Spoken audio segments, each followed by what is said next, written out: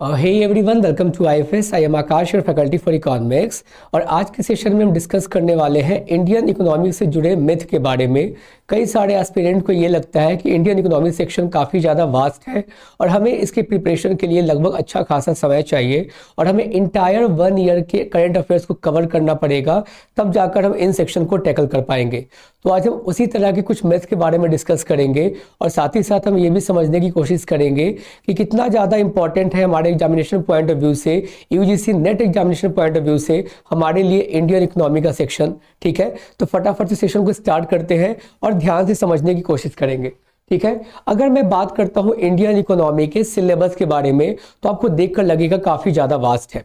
मैं ऐसा इसीलिए कह रहा हूं कि ये जो सिलेबस अपने सामने आप देख पा रहे हो, ये हमें दिया जाता है एनटीए के द्वारा फ्रेम करके।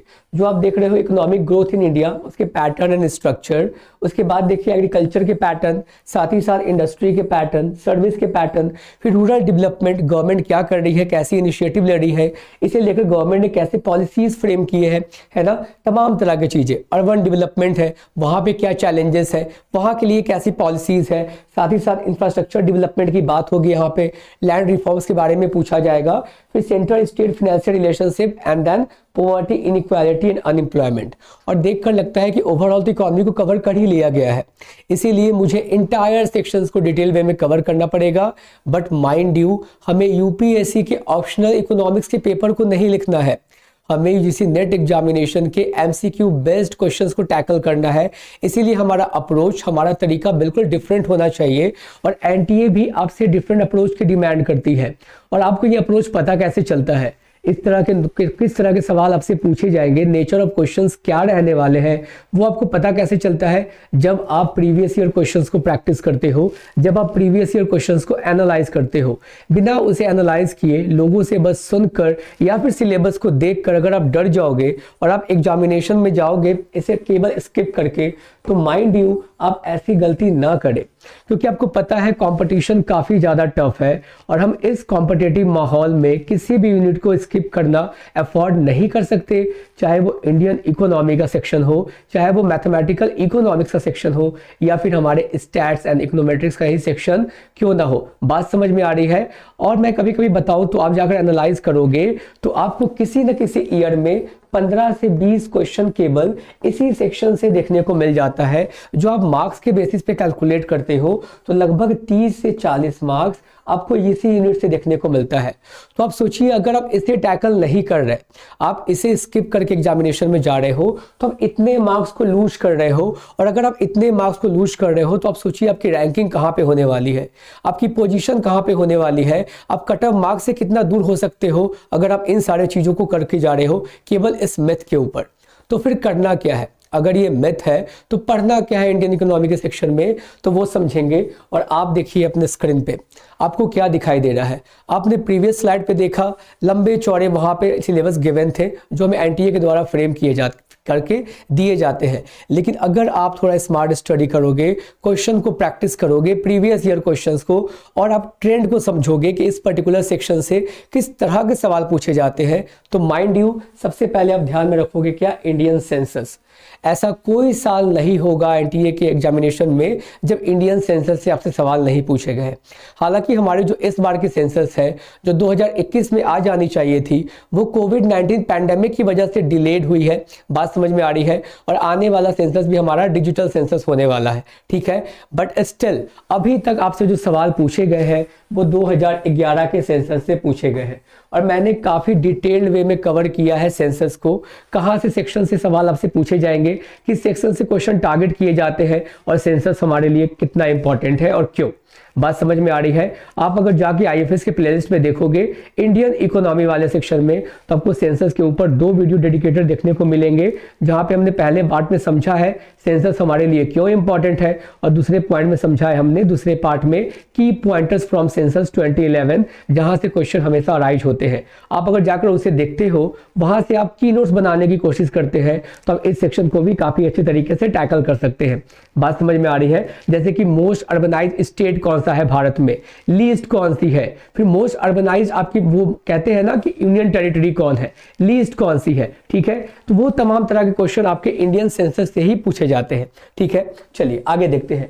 नेक्स्ट है आपका इकोनॉमिक सर्वे, और इसके ऊपर भी आपको डेडिकेटेड लेक्चर मिल जाएगा मेरा, जहां पे इकोनॉमिक सर्वे से जो भी इंपॉर्टेंट पॉइंटर्स है, जहां से क्वेश्चन अराइज होने के चांसेस है, वो भी हमने कवर करवाया है। और आप सभी को पता होगा इकोनॉमिक सर्वे हमेशा बैकवर्ड लुकिंग होता है। बैकवर्ड लुकिंग मैं ऐसा इसीलिए कहता हूं क्योंकि पिछले साल में हमारे देश ने किस तरीके से ग्रो किया है, क्या ग्रोथ रेट रहा है, या फिर किस किस तरह के सेक्टर्स ने किस तरीके से ग्रोथ को हासिल किया है, उन तमाम तरह की चीजों को हम इंडियन इकोनॉमिक सर्वे से समझते हैं। जो पिछले साल में हमने क्या अचीव किया, हमसे क्या मिस्टेक हो गई, हमारी टारगेट अचीव हुई है या फिर नहीं, वो सब कुछ जानकारी हमें इकोनॉमिक सर्वे देता है, जो बजट के पेश होने के एक दिन पहले पेश की जाती है। और बजट जो हमारी होती है वो फॉरवर्ड लुकिंग होती है, यानी कि आने वाले सालों में हम क्या क्या अचीव करने वाले हैं, हमारे टारगेट क्या है, कैसे कैसे सेक्टर्स पे कितने कितने अमाउंट में गवर्नमेंट क्या कर रही है, पब्लिक एक्सपेंडिचर करने वाली है, गवर्नमेंट का ग्रोथ रेट क्या प्रोजेक्ट करने वाली है, चाहे वो फिस्कल डेफिसिट हो, रेवेन्यू डेफिसिट हो, उन तमाम तरह की इंफॉर्मेशन आपको बजट से समझने को मिलता है। तो नेक्स्ट आपके लिए इंपॉर्टेंट पार्ट हो जाता है इंडियन बजट। बात समझ में आ रही है। और जो आप वहां पे लंबा चौड़ा देख रहे थे ना, एग्रीकल्चरल, इंफ्रास्ट्रक्चरल है ना, इंडस्ट्री के बारे में, उसके पैटर्न क्या है, सारा कुछ, वो सारा कुछ भी आपका कवर हो जाता है बजट से, अगर आप उसे एनालाइज करते हो। एंड माइंड यू, अगर आप 2020, 21 और 22 इन तरह के डेटा को अगर आप कंपैरेटिव एनालिसिस करके जाओगे और केवल की पॉइंटर्स जैसे कि फिस्कल डेफिसिट का क्या सीन चल रहा था 20, 21, 22 में क्या ट्रेंड रहा है, फिर उसके बाद अगर आप देखोगे जब कोविड का सीन आया था तो वहां पे हमें जीडीपी का ग्रोथ रेट नेगेटिव में देखने को मिला था। बात समझ में आ रही है। अभी प्रोजेक्ट किया गया है पॉजिटिव में लेकर 6.4 या फिर 6.1 if I am not wrong, तो आप जाकर चेकआउट कर सकते हो।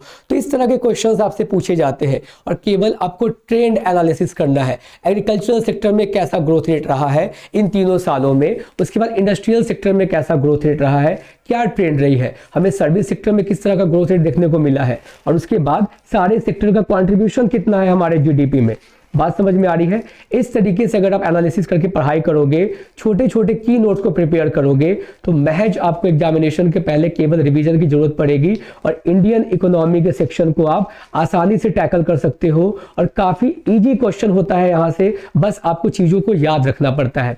बात समझ में आ रही है। जो कि ये डेटा बेस्ड होती है, ये स्टैटिक पार्ट होती है, इसीलिए मैं सबको सजेस्ट करता हूं कि एग्जामिनेशन के कुछ दिन पहले इसके बारे में पढ़ा जाए ताकि आप रिसेंट ट्रेंड से अवेयर रहो। बात समझ में आ गई। उसके अलावा आप देखिए यहाँ पे क्या है, मैक्रो इकोनॉमिक ट्रेंड्स, वो इसमें ही आ जाती है। मैक्रो इकोनॉमिक ट्रेंड्स कहने का मतलब आपकी जो तीनों सेक्टर है, आपके एग्रीकल्चर जो प्राइमरी सेक्टर है, इंडस्ट्रियल सेक्टर है और साथ ही साथ टर्शियरी सेक्टर है। नेक्स्ट निकल कर आता है योजना एंड पॉलिसी। गवर्नमेंट के द्वारा कितने इंपॉर्टेंट योजना या फिर पॉलिसीज फ्रेम की गई है, जिससे हर बार सवाल आपसे पूछे जाते हैं।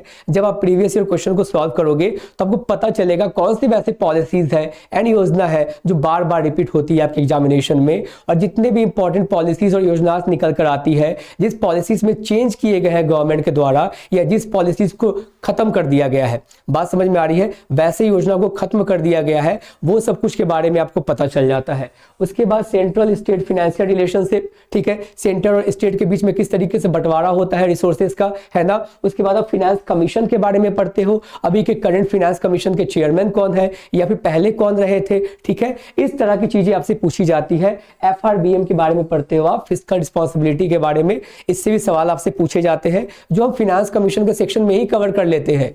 और लास्ट इंपॉर्टेंट कमिटीज, जितनी भी इंपॉर्टेंट कमेटी फॉर्म होती है, चाहे वो पॉवर्टी को लेकर हो, चाहे वो टैक्स में रिफॉर्म लेकर हो, या फिर आप सबसे फेमस जानते ही होंगे 1991 की नरसिम्हम कमेटी, ठीक है। इस तरह के सवाल आपसे पूछे जाते हैं इंडियन इकोनॉमी के सेक्शन से, और केवल आप इतना ही कवर करके जाते हो तो मुझे नहीं लगता इसके बियॉन्ड आपसे सवाल पूछे भी जाएंगे।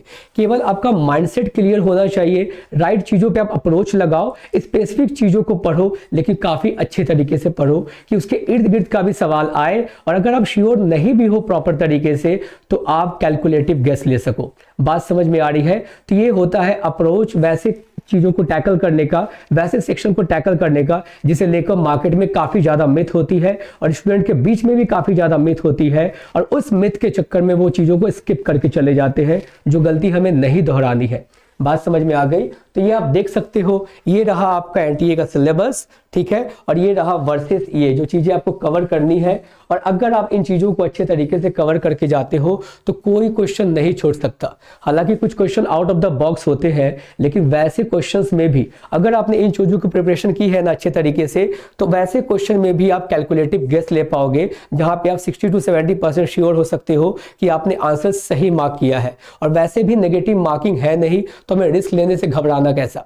बात समझ में आ रही है? तो ये थी मैथ इंडियन इकोनॉमी को लेकर। आपको पता है कि कैसे सेक्शन को टारगेट करना है, किस तरीके से टारगेट करना है। And mind you, previous year question को जब आप प्रैक्टिस करोगे तभी आप एनालाइज कर पाओगे कि नेचर ऑफ क्वेश्चंस कैसे होते हैं जो इस स्पेसिफिक सेक्शन से आपसे पूछे जाते हैं। तो इस बात को ध्यान रखना है। With this I wrap up the session. अगर आपको एक क्विक रिवीजन की रिक्वायरमेंट लगती है, जून अटेम्प्ट को अगर आप टारगेट कर रहे हो, तो आईएफएस आपको 999 प्राइस पॉइंट पे just at the lowest price possible आपको रिकॉर्डेड लेक्चर्स प्रोवाइड करवा रहा है, जहां पे पेपर 2 के इंटायर 10 सेक्शंस के डिटेल्ड एक्सप्लेनेशन आपको रिकॉर्डेड लेक्चर्स के रूप में मिलेंगे। अगर आपको रिक्वायरमेंट लगती है तो आप इसकी जानकारी फर्दर चेकआउट कर सकते हो www.ifsonline.com, या फिर आप हमारे एप्लीकेशन को भी डाउनलोड कर सकते हैं अपने ऐप स्टोर या फिर प्ले स्टोर से। हमारी एप्लीकेशन दोनों प्लेटफॉर्म पे अवेलेबल है। Thank you so much and have a happy learning.